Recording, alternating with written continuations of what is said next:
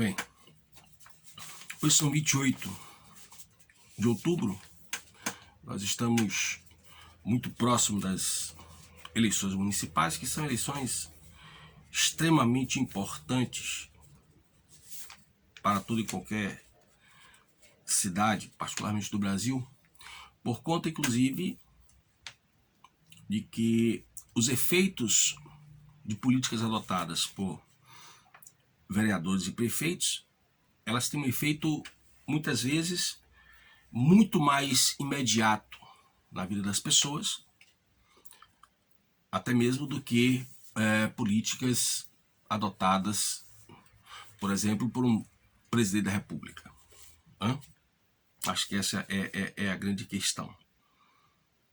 Mas vem me chamando a atenção, a forma como pessoas parecem continuar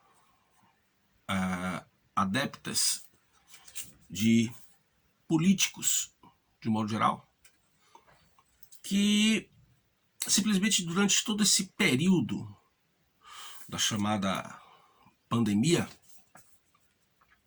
usaram as técnicas mais sofisticadas de engenharia social para tornar estas pessoas, através do medo, escravas, chamados escravos modernos. E aí eu me lembrei do Aldous Huxley, o autor do Admirável Mundo Novo, e que aqui no Brasil, pessoal, eu tenho até alguns vídeos no meu canal falando sobre ele e o livro. Aqui no Brasil o pessoal vê esses futuristas como os caras que... George Orwell, como os caras que tinham uma espécie de bola de cristal. Profetas modernos, nada disso. Essas pessoas, esses homens, eles tinham acesso, eles faziam parte de famílias que compõem esse universo que a gente chama da elite globalista. Se você for pesquisar, se você for ver a família do Aldous Huxley, por exemplo, você vai ver que... E é evidentemente que essas pessoas tinham informações privilegiadas. Eles estavam falando ali, e não necessariamente discordando, como muita gente pensa, apenas avisando muito mais do que ia acontecer. E esse tempo foi chegando. Daí porque o título do livro é Admirável Mundo Novo, onde, segundo o Aldous Huxley, nós viveríamos uma ditadura sem lágrimas.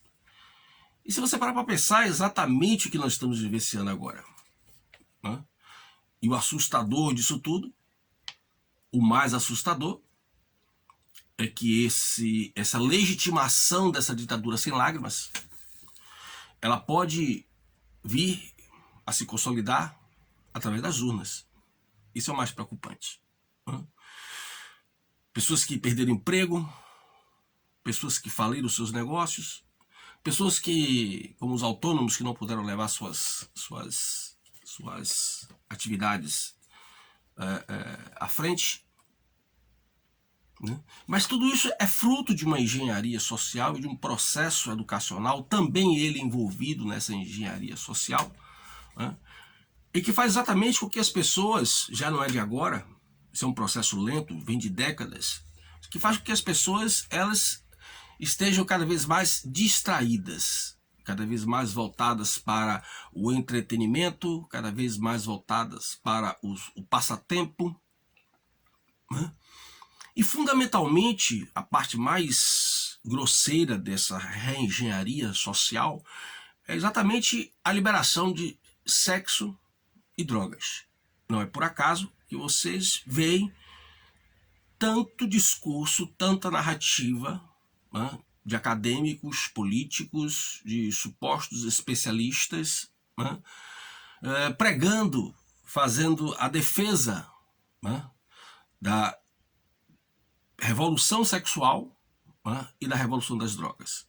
Porque assim, as pessoas embriagadas neste universo do sexo e da droga, elas como que deixariam os políticos em paz, deixariam os políticos se apropriarem do Estado e fazerem deste universo o que eles bem entendem. Né? Na educação isso ganhou uma força muito grande com relação ao que eu costumo denominar como três estágios. E tudo isso encabeçado por uma crítica que surgiu, né, à educação tradicional. Agora, um jargão muito conhecido que é a crítica aos conteudistas. A primeira crítica ao que se chama hoje de conteudistas aparece já nos anos 60, 70, inclusive aqui no Brasil, né, alguns países até antes, acusando essa educação tradicional, agora conteudista, né, de ser uma educação burguesa e alienante. Né? Muito bem. Logo em seguida, né, mais recentemente, a partir dos anos 90, por aí, você vê chegar uma nova onda, né, que é aquela ideia de que o professor ele teria que trabalhar com a emoção. Daí porque tanta ideia de debate, né? Tanta ideia de das pessoas poderem falar sobre a sua vida própria, sobre a sua própria impressão, né?